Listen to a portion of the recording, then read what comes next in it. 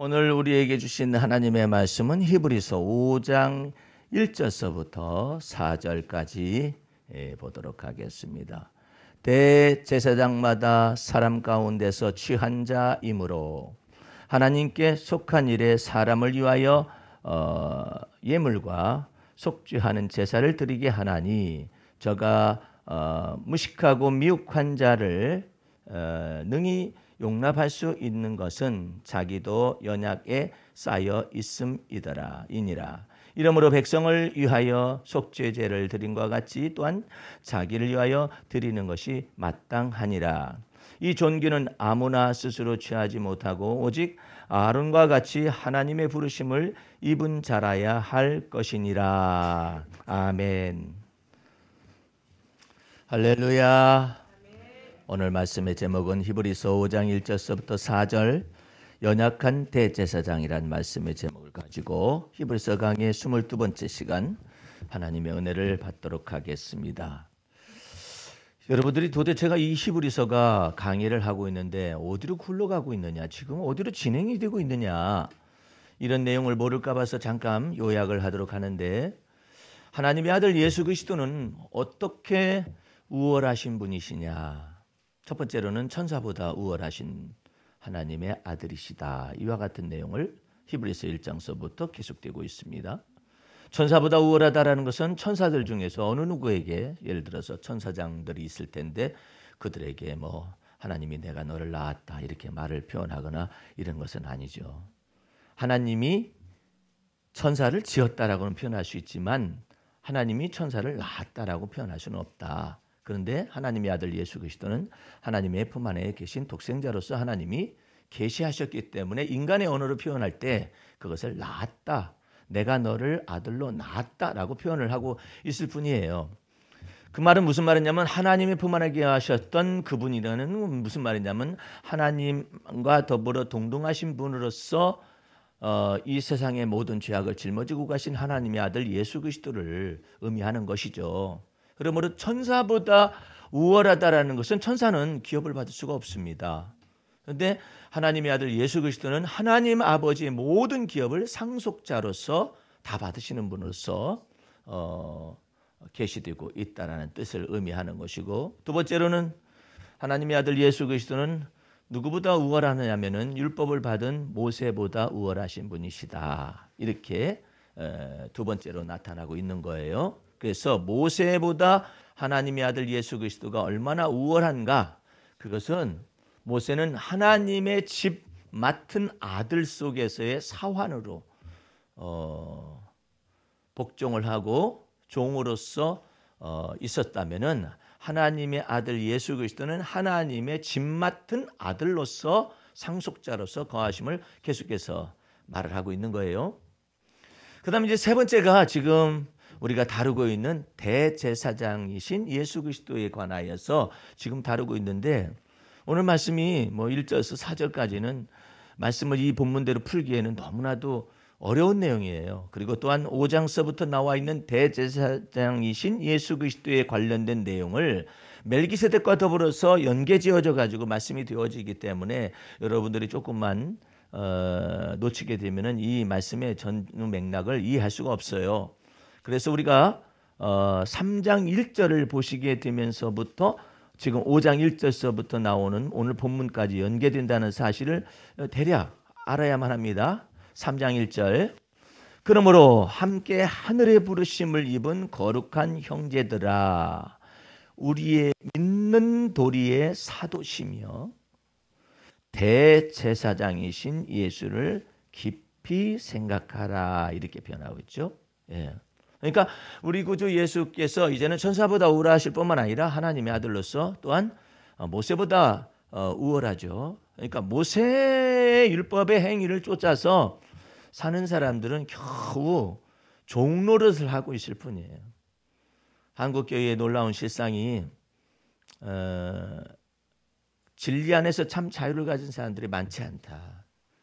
그래서 자기가 마음을 다하고 자기가 뜻을 다하고 또 성품을 다하여 하나님을 사랑할 수 있고 목숨을 다하여 사랑할 수 있는 줄로 착각한다. 그럼 왜 그 하나님의 말씀을 율법에다 그걸 기록하셨습니까? 너는 마음을 다하고 뜻을 다하고 성품을 다해 네 하나님을 사랑할 것이며 둘째는 이 그와 같으니 내 이웃을 사랑하라고 그랬는데 왜 그걸 써놨느냐 말이에요.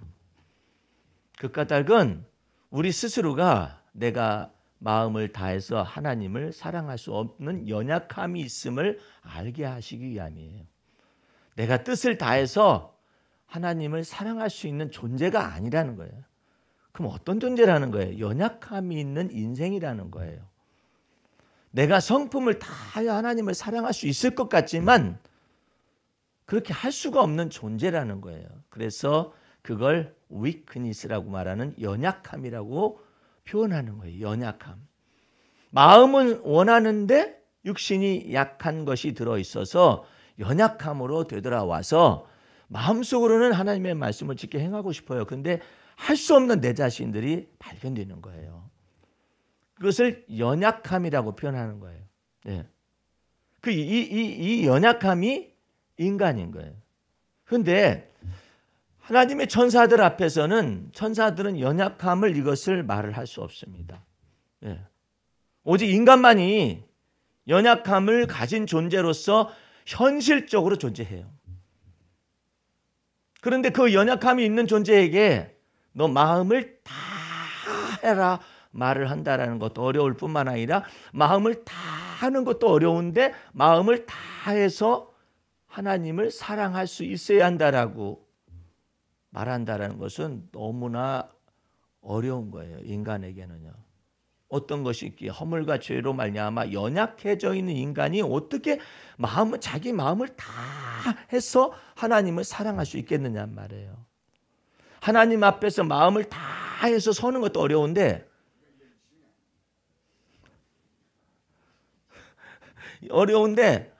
더군다나 그 하나님을 사랑할 수 있느냐 그 여부예요. 그런데 이 세상에 아무도 그와 같은 자가 없다라는 것이죠. 하나님 보실 때 사람 볼 때는 있어요. 있는 듯이 보여요. 율법에 의해 흠이 없다라고 말했었던 사도 바울이 회심하기 전에 자기는 율법에 의해 흠이 없어졌다고 했잖아요. 그런데 결국은 뭘로 발견됐어요? 나는 죄인 중에 괴수로 발견됐다. 뭐 때문에 죄인 중에 괴수가 될까요? 외식과 불법이 자기 속에 있음을 깨닫게 되는 거예요. 그러니까 여러분과 내가 이와 같은 연약함 속으로 있는 인간을 그 연약함을 담당해 주시기 위해서 오시는 어떤 분이 없다면 우리는 하나님 앞에 설 수가 없어요. 그런데 하나님께서 하나님의 아들이신 예수 그리스도를 여기 성경 본문에는 보세요. 1절 보세요. 5장 1절 대제사장마다 사람 가운데서 취한 자라고 그러잖아요. 그에 비해서 하나님의 아들 예수 그리스도는 사람 가운데 취한 자가 아니죠. 하나님의 아들이 사람의 아들의 모양으로 오신 것이죠. 예. 이것이 다르다라는 것을 지금 비교 대조하고 있는 거예요. 그래서 사람 속에서 취함을 받고 부르심을 받은 아론과 같은 대제사장은 연약함이 있어요. 그래가지고 앞에 있는 사람이 속이더라도 속아 넘어가요. 예? 너 무슨 죄 져서 왔느냐? 그러면 예를 들어서 다른 10개의 죄를 범했다. 그런데 한 개 죄 짓고 왔습니다. 그러면 한 개인 줄 알아요. 그래서 죄인을 용납할 수밖에 없어요. 이게 무식하고 그 다음에 또 거기 보게 되면은 5장 2절 말씀에 저가 무식하고 미혹한 자를 능히 용납할 수밖에 없는 것은 자기도 연약함에 쌓여 있기 때문이다. 이렇게 표현하고 있잖아요. 그러므로 사람에게서 부름받은 대제사장은 완전하지 못하다라는 뜻이에요. 아론이 첫 번째 대제사장으로서 하나님께 부르심을 받고 임명이 됐잖아요. 근데 그의 동생 모세가 지도자로서 이제는 율법을 받기 위하여 시내산에 40일간을 먹지도 않고 마시지도 않고 주야에 금식하면서 하나님 앞에 율법을 받는 장면이 있단 말이에요. 그러면 40일이라면은 무슨 4시간이 아니잖아요. 그다음에 4일이 아니잖아요. 한 달 넘어서 40일이잖아요. 40일 동안 모세 지도자가 시내산에 올라가가지고 금식하고 하나님의 율법의 명령을 받기 위해서 기다리고 금식하고 있는 거 아니에요. 그런데 그 사이에 이스라엘 백성들 속에 부패함이 나타났어요. 죄가 발생했어요. 아니 도대체가 애굽에서 인도해 오던 그 모세 어디 갔느냐? 응? 그 모세가 없지 않느냐? 그러면서 놀라운 말들을 이스라엘 백성들이 입에서 꺼냅니다. 애굽에서 우리를 나오게 하신 신을 만들자 이렇게 말을 합니다. 여호와 하나님에 대해서는 말을 하지 않습니다. 그런데 애굽에서 자기들을 데리고 나온 사람은 모세라고 생각하는 거예요. 여기 생각부터가 잘못됐잖아요. 예. 근데 인간은 그렇게 하기를 원해요. 모세와 같이 하나님께서 그들을 출애굽 구원을 시켰다라고 생각하지 않고 모세가 구원해 냈다라고 생각하고 싶어 해요. 인간은. 그렇게 인간을 이처럼 모세를 절대화를 시키면은 인간은 보이지 않는 여호와 하나님이 삭제가 됐기 때문에 그 입에서 무슨 말이 나오느냐면은 모세가 안 보이면은 모세를 대체해야 할 우상을 만들어야 한다라고 생각하게 되어 있어요. 그래서 여러분들이 이 부분을 주의해야 해요. 여러분들의 믿음이 여러분의 믿음의 주요 여러분을 온전케 하시는 이 예수를 바라보는 것 속에 이 눈을 두어야 해요. 내가 여러분을 건져내거나 구원하는 사람이 아니잖아요. 내가 여러분을 위해서 피 흘려 죽었다 할지라도 내가 설사 피를 흘린 경험이 있다 할지라도 그 피는 더러운 피예요. 예? 그런데도 인간은 보이는 사람을 절대화하고 싶어 해요. 예. 그래서 그들의 입에서 그 말이 나온 거예요. 애굽에서 인도해 놓은 모세가 어디 갔느냐 이거야. 안 보이지 않느냐 이거야. 그러면 안 보이는 대신에 보이는 무엇인가 만들어줘라. 그렇게 하고 싶어 해요. 보이는 것에 목숨을 걸고 싶어 해요. 그러니까는 아론이 이러다가는 폭동이 나게 생겼거든. 그러니까 아론이 묘한 말을 합니다. 무슨 얘기를 하느냐면은 너희 몸에 지니고 있는 금과 그 다음에 또 너희 자녀들이 귀에 꽂았었던 금고리를 다 내게로 가져오너라. 나는 그 성경을 오늘 아침에 묵상하면서 세상에 아니 금고리가 자녀들한테 다 있었거든요. 이게 그래서 어떻게 무슨 기술이 있었어요? 여기다 뚫어가지고 그거 고리를 했으며 또 한 가지는 금고리를 하는 그와 같은 의식이 오늘날에 있는 게 아니에요. 그대로 이방 풍습 속에 다 있었어요. 근데 그 금고리가 어떤 금고리냐면은 초승달 모양의 금고리를 탁 답니다. 예? 이 초승달 모양의 금고리를 탁 단다는 것은 이건 이방 우상 숭배를 한다라는 뜻이에요. 그러면 그때만 그랬느냐? 안 그래요. 야곱이가 이제 20년의 유삼촌 집에서 생활하고 있다가 이제는 거부가 돼가지고 이제 돌아오는 장면이 있어요. 그때 이제 에서가 원한을 품고 400명의 군사를 데리고 칼을 차고서 와가지고 여차하면 다 죽여 없애버리겠다고 결심하고 오는 거 아니에요?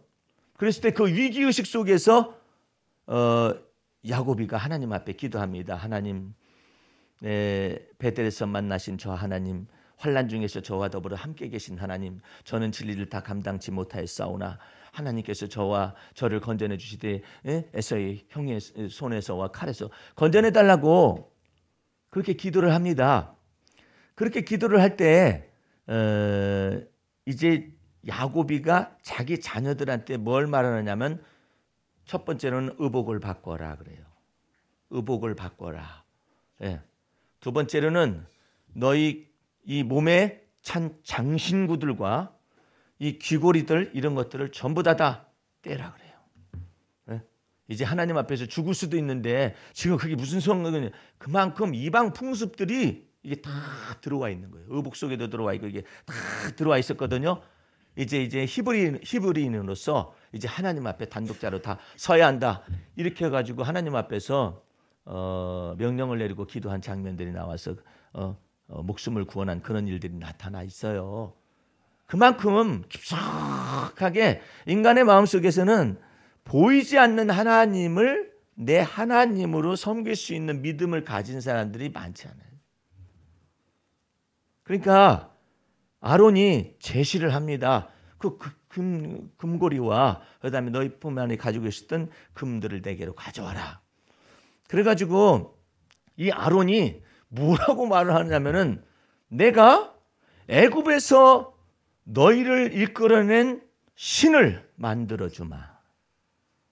그게 대제사장이에요. 너무 놀랍지 않아요? 네?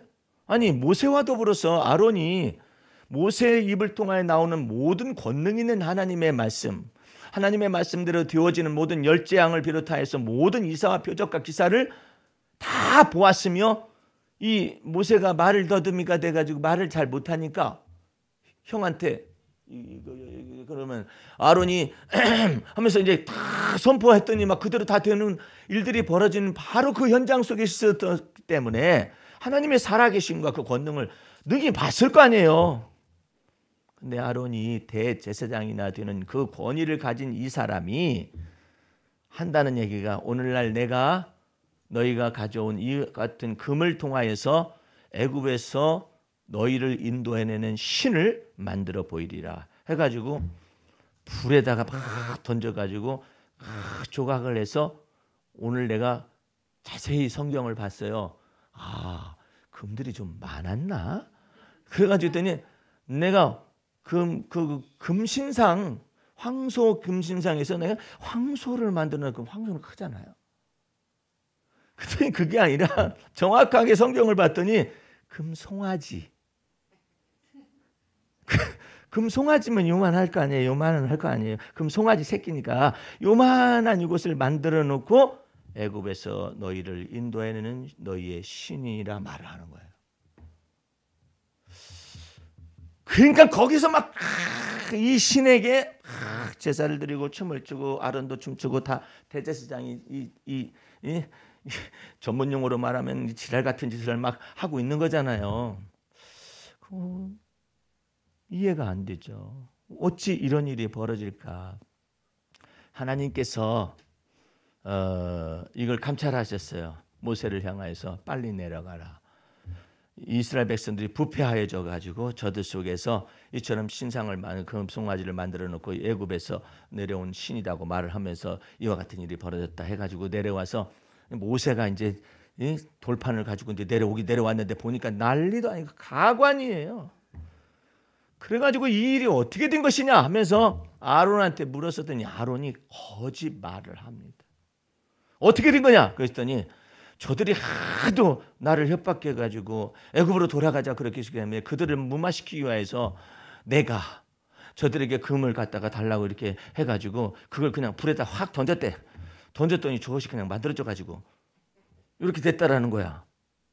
그러니까 막 모세가 대노해가지고 너희가 여호와 하나님 앞에 크게 득죄를 했다고 해서 하나님의 명령을 쫓아서 하나님께서 모세를 대변해서 말씀하셨어요. 너희 중에서 여호와 하나님의 편에 설 자들 나와라. 그러니까 12지파 가운데서 4지파가 딱 나왔어요. 전부 다 칼을 차라 해가지고 닥치는 대로 우상 앞에 절을 하고 춤을 춘 저와 같은 저자들을 닥치는 대로 정을 두거나 이렇게 애정을 두거나 이러지 말고 다 죽여라. 내가 그래가지고 이게 지금 출애굽기 32장에 나와 있는 건데 그 죽은 사람이 그날에 몇 명이냐면 3,000명이 죽었어요. 칼에. 여러분들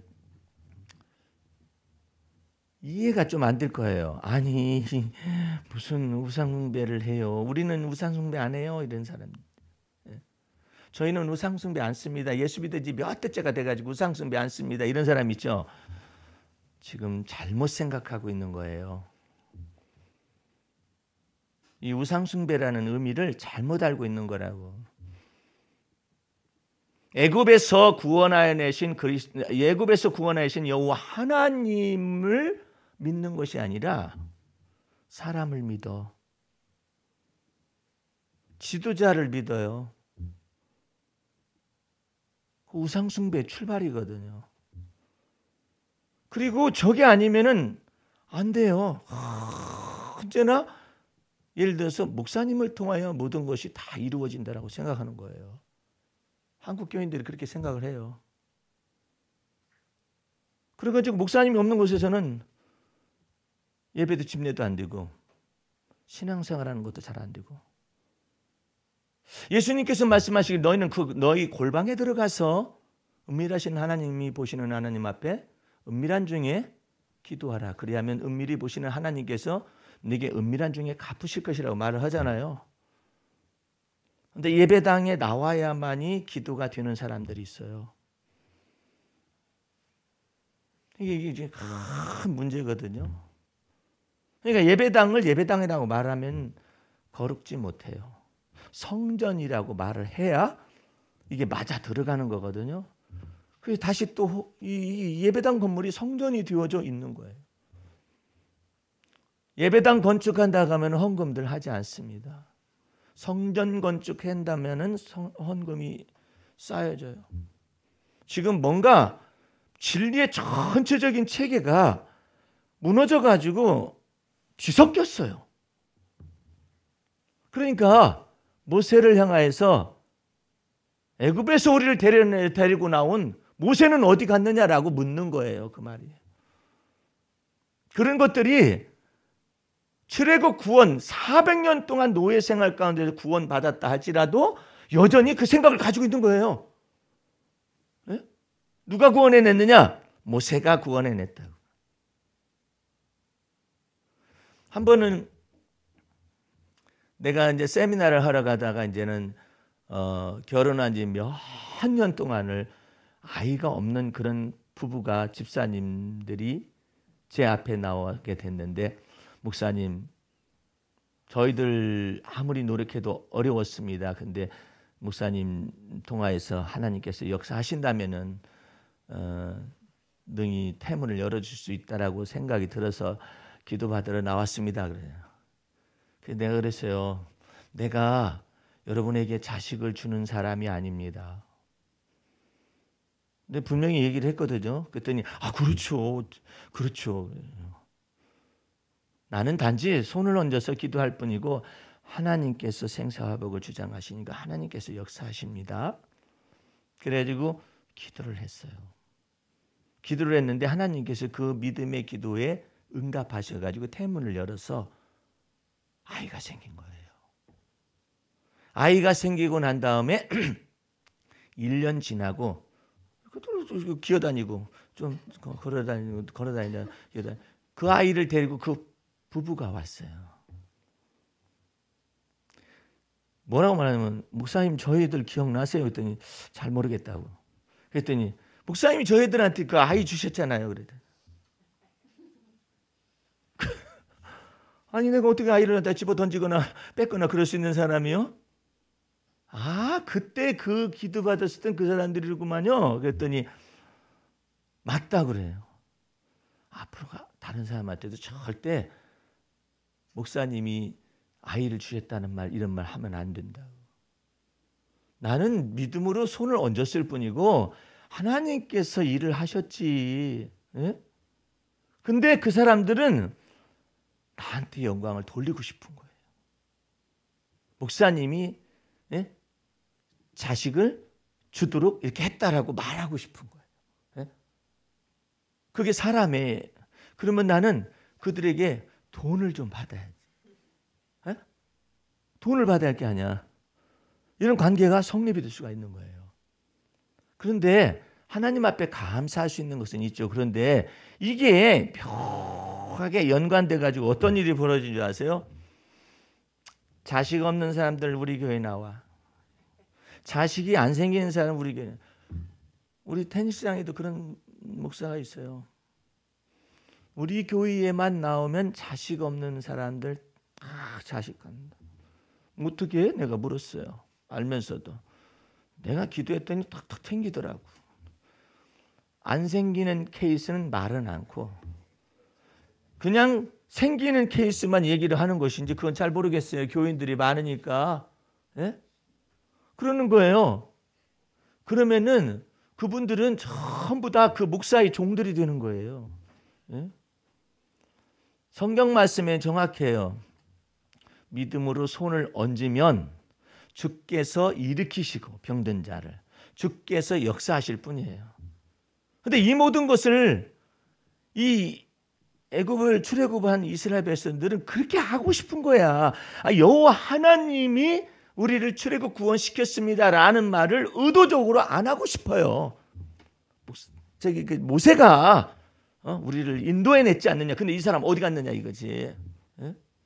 그러니까 의도적으로 마음속에서 뭐가 있느냐 하면은 근본적으로 사람을 절대화하고 싶고 그 사람을 무너뜨리고 싶고 이것이 죄악이 이것이 속에 꿈틀거려요. 인간의 마음속에. 예? 그래서 그 가운데서 가장 그래도 하나님의 마음에 합한 사람이 누구였느냐 하면 다윗이었어요. 예? 다윗이었었는데 이 다윗은 언제나 여호와 하나님을 나의 하나님이시오, 여호와는 나의 구원이시오, 나의 영광이시오, 나의 산성이시라고 고백을 하잖아요. 예. 그런 것 가운데서 수많은 다윗을 우상화하고 절대화할 수 있는 이 모든 것들을 다 다윗이 지나갈 수 있었었고 행여나 다윗 속에 그런 마음이 들을까 싶으면 주께서 때려 부셔버리고 내가 네 머리에 관을 집어 던져버릴 것이다. 내가 이전날에 사울왕을 갖다 집어 던진 것처럼 너를 집어 던질 수가 없을 줄 아느냐 이 말이에요. 네가 만약에 관을 집어 던지거나 버림받지 않으려면 하나님께서 명하시는 바 징계와 채찍을 온전히 받아라. 그래 다윗이 그것을 온전히 받아들이는 거예요. 예? 그걸 온전히 받아들이는 거예요. 그것이 하나님의 마음에 또한 합한. 예. 여러분들 베드로를 보게 되면은 베드로의 전성기는요 아주 놀랍습니다. 베드로의 가장 전성기가 어느 때냐? 베드로가 예수님을 만났을 때 말씀에 의지하여 밤이 맞도록 수고하여도 고기를 잡은 것이 없지만 말씀에 의지하여 제가 그물을 내리겠나이다. 그랬더니 말씀에 의지하여 그물을 내리는 순간에 거기서 막 잡혀 나오는데 막 그물이 찢어지도록 고기가 잡혔잖아요. 그런데 베드로의 마음속에 믿음이 싹 들어왔는데 만약에 베드로의 믿음이 진실이 아니라면은 베드로는 어디에 붙느냐면은 그 수많은 이게 잡힌 물고기에 딱 붙어. 와, 예수님의 말씀 한마디니까 이렇게 물고기가 많이 잡혔구나 그러잖아요. 곧바로 자기 마음속에서 예수님을 삭제시킬 수 있고 잡은 고기를 가지고 막 이렇게 어마어마하다고 예수 따라다니면 어마어마하다. 그런데 베드로의 마음속에 놀라운 진실된 믿음이 딱 들어왔어요. 주여 나는 죄인이로소이다. 이것이 베드로의 구원의 역사예요. 예? 그래서 베드로는 그 이후로 믿음의 역사를 계속해서 경험을 합니다. 그래서 아주 절정의 순간에까지 다다르는 것이 뭐냐면은 이 베드로가 물 위를 걷는 장면이잖아요. 예? 물 위를 걷잖아. 만일 주시어든 바닷물을 걸어오시는 주님이 만일 주시어든 나를 명하사 물 위로 걷게 하여 달라고 말을 하잖아요. 정확했어요. 만일 주시어든 나를 명하사. 정확해. 믿음의 역사의 전부가 다 뭐냐면 주님이시고 주님이 명하시면 나도 물 위를 걸을 수 있다라는 것이기 때문에 여기서 흠잡을 수가 없는 믿음이 비밀이 나타난 거예요. 그래가지고 나타나가지고 물 위를 걸었잖아요. 근데 주님께서는 이 베드로가 마음속에 만일 주시어든 거기도 완전한 믿음이에요. 주님이 명하시면은 완전한 믿음이에요. 나로 하여금 물 위를 걸어오게 해달라고 라는 말까지 다 정확해요. 그래서 걸었어요. 못 보고 베드로의 믿음의 주요 베드로를 온전케 하신 예수 보고 믿음 안에서 걸을 수가 있었어요. 근데 풍랑을 본 순간에 빠져들어갔죠. 이것 속에서 주님이 여백을 인간에게 남겨두는 거예요. 네가 무리를 걸어서 네가 신이 된 게 아니다. 응? 네가 신이 된 것이 아니다. 네가 믿음의 주여 너를 온전케 하신 예수 바라볼 때만 너는 하나님의 아들을 믿는 믿음 안에서 주님께서 하시는 일을 너도 할 수 있는 것이지 네가 결코 신이 아니다라는 것을 보여주기 위해서 그 여백을 남겼기 때문에 막 빠져들어가잖아요. 왜 의심하였느냐 하면서 예수께서 손을 잡아 일으켜가지고 뱃속으로 그저 있는 그 배 안으로 들어가는 장면이 나오잖아요. 그러니까 여기서는 아주 막 절정의 순간에 이르기까지인데 가장 큰 절정의 순간이 뭐냐면은 이것은 믿음을 가지고 무리를 걷는 것도 절정의 순간이지만 그것보다도 이제는 더 깊은 절정이 나타나는 거예요. 사람들이 날 누구라 하더냐. 어떤 사람들은 에레미야라고, 어떤 사람 엘리야라고, 어떤 선지자 중에 하나라고 말하는 것 같습니다. 그러면 사람들은 그렇게 말할지 몰라도 너희는 나를 누구라 하느냐 이렇게 묻습니다. 너희는 나를 누구라 하느냐 물었을 때 아무도 답변을 못합니다. 그때 베드로 입에서 아주 완벽한 이와 같은 메시아의 인식이 나타납니다. 주는 그리스도이시며 살아계신 하나님의 아들이십니다. 완벽한. 이것을 말하면서도 베드로의 입에서는 어떻게 해서 내가 이 말이 나왔을까? 라는 걸 잘 몰라요. 어쨌든 자기 입에서 나왔어요. 예? 그때 예수님께서 해석을 하십니다. 시몬아 내가 복이 있구나. 베드로라고 말하지 않잖아요. 시몬아 내가 복이 있는데 예? 이것을 내게 알게 하니는 네 속에 있는 혈육의 지혜가 너를 이것을 알게 한 것이 결코 아니니라. 하늘에 계신 내 아버지께서 계시를 통하여 너로 하여금 알게 했다라는 거 아니에요. 베드로는 이해를 못하겠어요. 자기 입에서 분명히 주는 그리스도시 살아계신 하나님의 아들이라고 이와 같은 말씀의 지혜와 지식이 나왔다면은 자기가 한 거지. 여기 속에서 벗어나지를 못합니다. 게다가 예수님께서는 내가 여기에다가 내 교회를 세우리니 음부의 권세가 이기지 못할 것이며 또 한 가지 더 말씀하시기를 뭐냐면은 내가 천국 열쇠를 내게 주노니 네가 땅에서 매임은 하늘에서 매일 것이고 하늘에서 매임은 땅에서 매일. 이와 같은 내용까지 전체를 이것을 단계별로 이게 나타내니까 베드로는 날 두고 얘기하는 건가? 뭘 두고 얘기하는 건가? 자기 지식도 주는 그리스도시요 살아계신 하나님의 아들이라는 이 지식도 자기 것인가? 아니면 누구 것? 하나님 아버지 것이라 하는데 이게 도대체 이해가 안 되는 장면들이잖아요. 이런 것 속에서 혼돈이 있어요. 이 혼돈이 있는 것 속으로 마귀가 틈을 탑니다. 마귀가 이렇게 틈을 타는 거예요. 예. 그 다음부터 예수께서는 베드로의 이 자아 속에 혼돈된 자아 속에 이 모든 것을 투명하게 하기 위해서 깨뜨려 부시는 작업들을 합니다. 분별을 다 해줍니다. 그리마옵소서 그러잖아요. 이 일이 결단코 주님께 미치지 못할 거라고 예수님이 고난받는 메시아 고난에 대해서 이야기했었을 때 그것을 다 분석해서 얘기해 주면서 그냥 베드로의 그 생각하는 방향과 이 모든 것을 전부 다 깨트려 부시기 시작합니다. 베드로는 물고기를 잡는 어부에 불과했지만은 자기가 마음 먹었었던 것들을 여태까지 이루어냈던 사람 중에 한 사람이었던 것 같아요.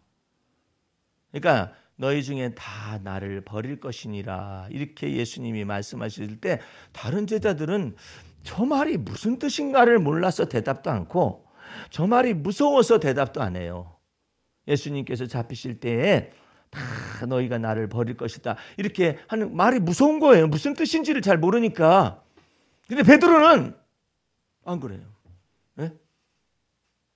다른 제자들은 다 주를 버린다 할지라도 저는 주를 버리지 아니하겠나이다. 아니다 너도 그 중에 하나가 될 것이다 라고 말을 해도 죽을지언정 주를 버리지 않겠나이다. 그럴 수 있는 줄 알아요. 마음을 다하고 뜻을 다하고 성품을 다하는 한 사람이 보이지 않아요? 근데 왜 베드로 속에 그것을 세세하게 기록을 해놨느냐 이 말이에요. 왜 세세하게 기록을 했느냐 말이에요. 그게 참 이상하잖아요. 아니 그냥 대략 기록하고 말 것이지 왜 그걸 갖다가 세세하게 기록을 하셨대? 그 까닭은 베드로 속에 이 연약함이 무엇인가를 알게 하고 그 연약함을 담당하시기 위하여 예수께서 오셔서 오직 베드로 속에서는 하나님의 은혜만이 베드로를 살 수가 있다는 것을 알게 하시기 위함이에요.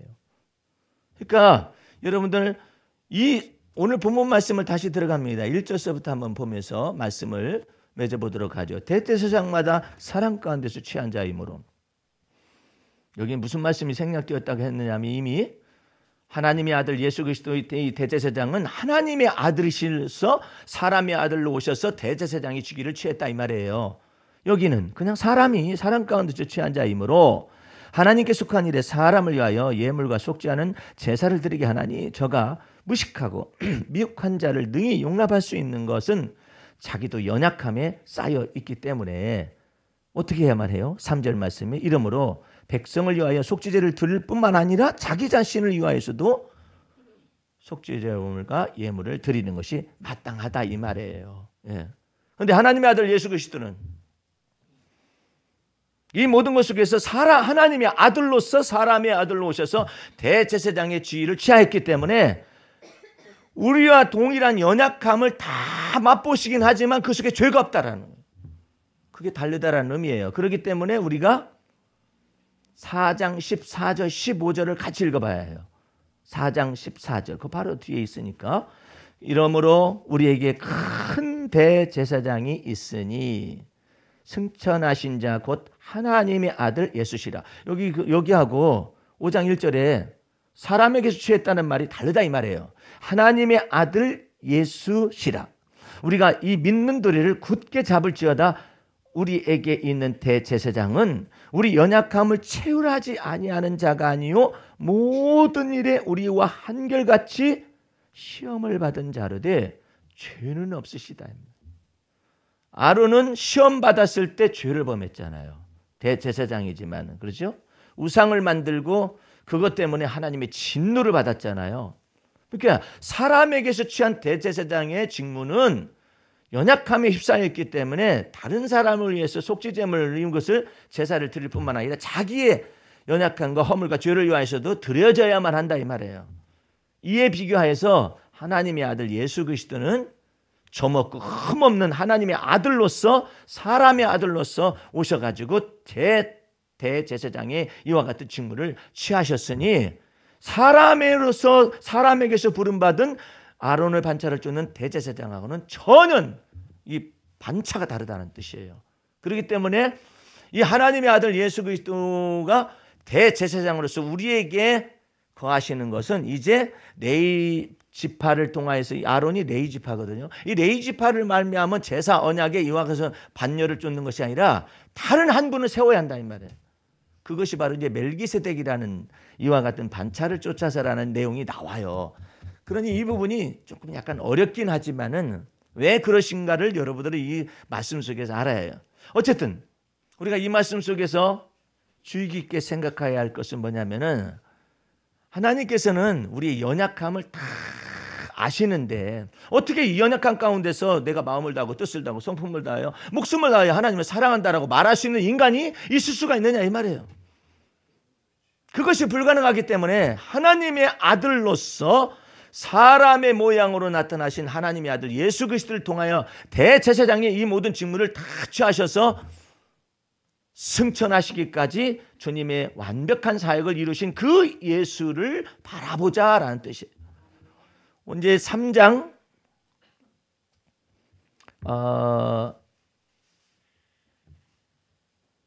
2장 17절 말씀을 보십시다. 2장 17절 히브리서 2장 17절 그러므로 저가 범사의 형제들과 같이 되심이 마땅하도다. 이는 하나님의 일에 자비하고 충성된 대제사장이 되어 백성의 죄를 구속하려 하심이라. 자기가 시험을 받아 고난을 당하셨은즉 시험 받는 자들을 능히 도우시느니라. 여러분들 두 가지예요. 이 말씀을 정리해 보십시다. 우리에게 거하시는 큰 대제사장이신 예수 그리스도는 우리의 연약함을 다 아시고 또한 연약함을 다 체휼하셨지만 그 속에 죄가 없기 때문에 우리의 믿음의 도리를 굳건히 잡을 수가 있는 것이다.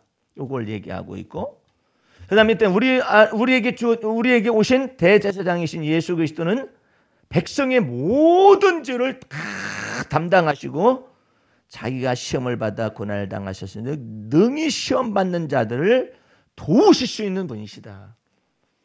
그 예수 그리스도를 우리의 믿는 도리에 사두시며 대제사장이신 예수를 깊이 생각하라.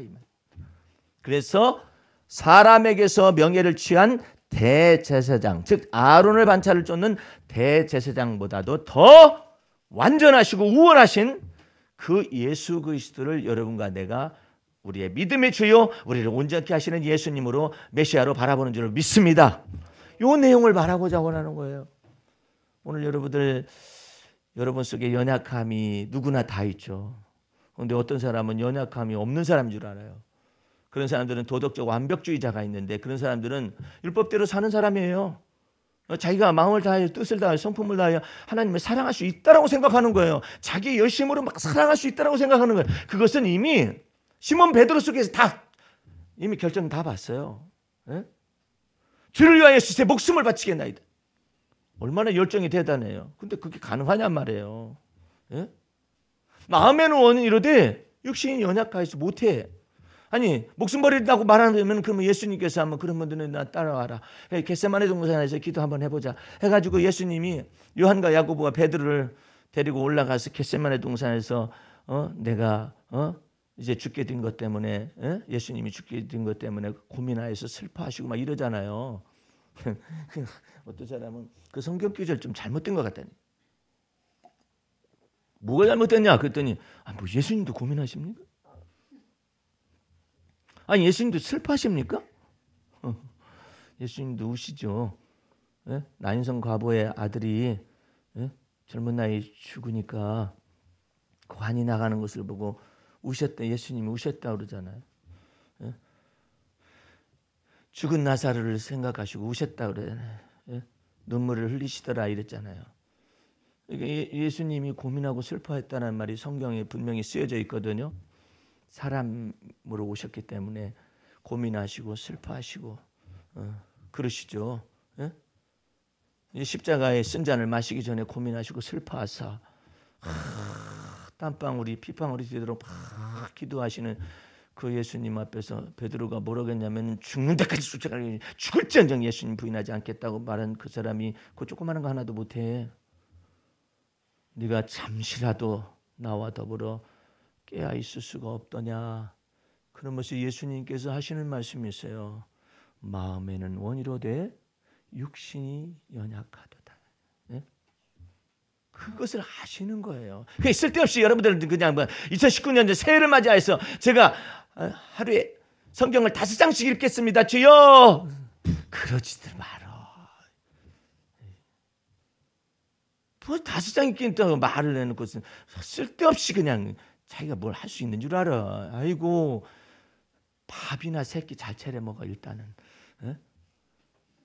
무슨 성경 말씀 또 말을 또 이상하게 해요. 육의 양식을 먹는 우리가 어찌 영의 양식을 먹지 않게. 그 영의 양식이 뭔가 했더니 영의 양식이 뭔데 그랬더니 성경 말씀을 갖다가 하루에 10장씩은 읽기로 결심했습니다. 2월달 됐잖아요. 벌써 무너졌어.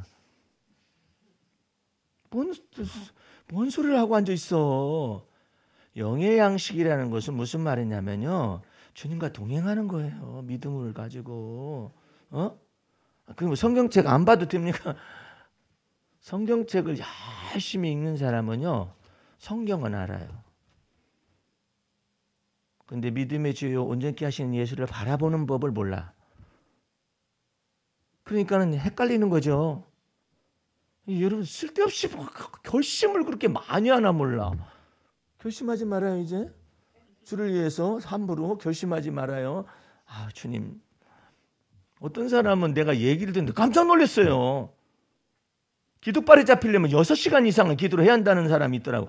깜짝 놀랐어. 아니 무슨 6시간을 기도해야 기도발이 잡혀? 예? 영발이 잡히려면 참나 여러 가지예요. 누구한테 배웠을까?